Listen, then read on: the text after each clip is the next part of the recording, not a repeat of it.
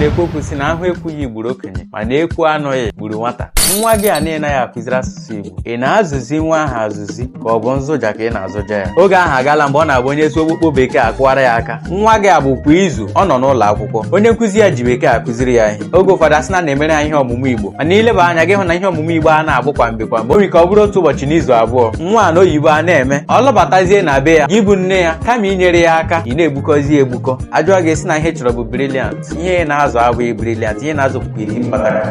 N'oyibo ị ga-asị na ọ dị intelijent, kamgbe eziokwu intelijent bụ maka ndị ma ka esi asụ Igbo, n'ihi na mkpụrụ okwu ahụ bụ mkpụrụ okwu bekee, mana nwa m ihe bụ nke maara Igbo. O doro gị anya illiterate bụ nke na-amaghị ka esi asụ bekee, ya dokwa gị anya na iti komkom itibọrịbọ bụ maka nke na-amaghị ihe gbasara Igbo. Pụtawa n'ezi n'ụmụ amadi na-echu unu.